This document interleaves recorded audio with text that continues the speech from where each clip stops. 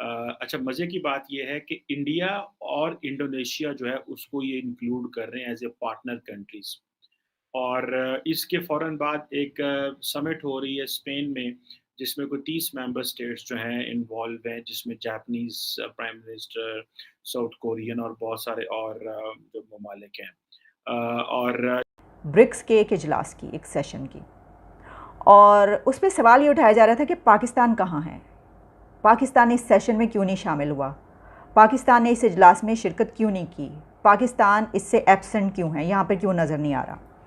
अब foreign affairs की तरफ से आसिम इफ्तिखार साहब ने एक स्टेटमेंट जारी की है जिससे पता चला है कि पाकिस्तान ब्रिक्स के उस इजलास में क्यों नहीं गया जिसमें परमानेंट मेंबर्स के अलावा तकरीबन 2 डज़न से ज़ायद 24 से ज़्यादा कंट्रीज़ ने शिरकत की।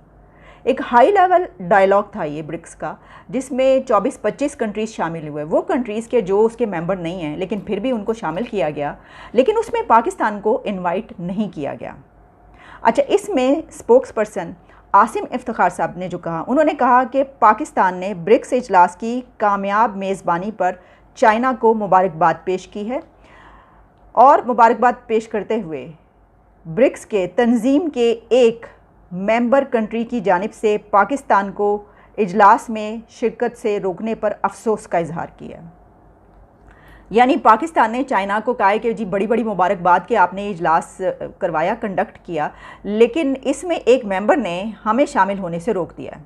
अच्छा, उन्होंने मेंबर का नाम नहीं बताया, मतलब वो नाम बता देते। आसिम इफ्तिखार साहब से हम बात कर रहे हैं, वो नाम कहने में क्या हर्ज था, बताते। देखें, ब्रिक्स के कितने कंट्रीज़ हैं जो परमानेंट मेंबर्स हैं, आपको बताई देते हैं। ब्राज़ील है, रशिया है, चाइना है, साउथ अफ्रीका है और भारत है।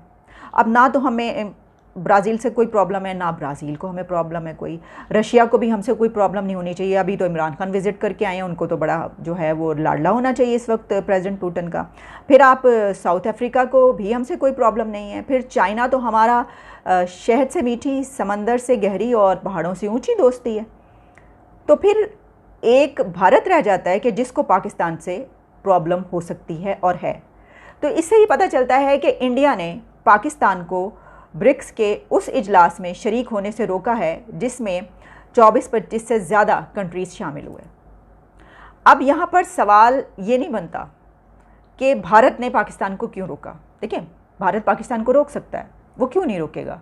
आप हमेशा से हम ये कहते हैं कि दुश्मन है, और हम तो ये कहते रहे कि देखिए एफएटीएफ की जो लिस्ट है उसमें हमारे साथ क्या किया गया। भारत ने पाकिस्तान को एफएटीएफ में शामिल रखने पर जो है वो कोशिशें की पाकिस्तान के ख़िलाफ़।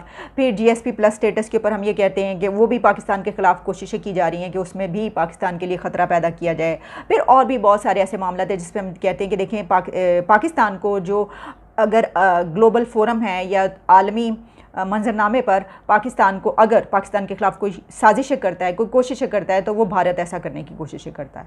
तो जब हम इतना बहुत सारा कहते हैं तो फिर हमें इसके ऊपर तो कोई हैरानी नहीं होनी चाहिए कि इंडिया ने ऐसा किया। ठीक है, इंडिया और पाकिस्तान के जो ताल्लुकात हैं, अच्छा उनके भी हमारे बारे में जो है वो ऐसी रिजर्वेशन है, वो भी ये कहते रहते हैं कि इन्होंने ये किया, दहशतगर्दी हुई, सब कुछ हुआ।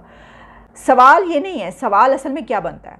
सवाल ये बनता है कि चाइना ने इंडिया की बात मान ली और पाकिस्तान को उसमें नहीं बुलाया इस इजलास में, क्योंकि चाइना से तो हमारा गिला बनता है। देखिए, चाइना से ताल्लुकात पाकिस्तान के इस नहज पर पहुंच चुके हैं, यानी हमने गुज़िश्ता कुछ सालों में चाइना के साथ हमने वहाँ पे चाइना को ला खड़ा किया कि जहाँ पर अगर चाइना का ही दुश्मन इंडिया, यानी चाइना और इंडिया के ताल्लुकात भी आप जानते हैं कैसे हैं, जिस तरह पाकिस्तान और भारत के ताल्लुकात हैं, बिल्कुल उसी तरीके से भारत और चाइना के ताल्लुकात शायद उससे भी ज़्यादा शदीद हैं। लेकिन फिर भी चाइना अपने उस दुश्मन मुल्क की बात मान लेता है और अपने दोस्त कंट्री, जिसको कहते हैं कि शहद से मीठी दोस्ती, उसको आने पे जो है वो कहता है ठीक है नहीं बुलाते। अगर आप कहते हैं तो ओके, नहीं उसको पाकिस्तान को बुलाते और पाकिस्तान को नहीं बुलाया जाता। तो इस वक्त इसमें इम्तिहान है, और जो बहुत ही एक कंडेम करने वाली बात है वो ये नहीं है कि किसी ने हमारे ख़िलाफ़ जो है वो ये वाली साजिश चली और हमें नहीं बुलाया गया। ऐसा तो बहुत सारी जगहों पे हो सकता है जहाँ पे जिसकी लॉबी ज़्यादा स्ट्रॉन्ग होती है वो यही कुछ करती है, और जो हरीफ होते हैं उनको ढा देती है। तो हमें भी अपनी लॉबी स्ट्रॉन्ग करने की ज़रूरत है, लेकिन यहाँ पे तो लॉबी की ज़रूरत नहीं थी। यही तो चाइना ही तो एक कंट्री है कि जहाँ पर पाकिस्तान को लॉबी की ज़रूरत नहीं, तो वहाँ पे भी पाकिस्तान के साथ ये बेसिकली मेरा ख़्याल है पहली दफ़ा ये एशियन कंट्रीज़ को भी साथ इसमें बुला रहे हैं। अब अगर आप देखें कि ये जो US, UK, Canada, Germany, France, Italy, Japan ये जितने भी ममालिक हैं along with this European union as well, ये इन चीज़ों पे काम कर रहे हैं जहाँ पे वो समझते हैं कि हमें किस तरह इस वक़्त रशिया को जो है वो एंगेज करना है। किस तरह र और सारा जो सिक्योरिटी अलायंस है उसकी बात देखी जाएगी।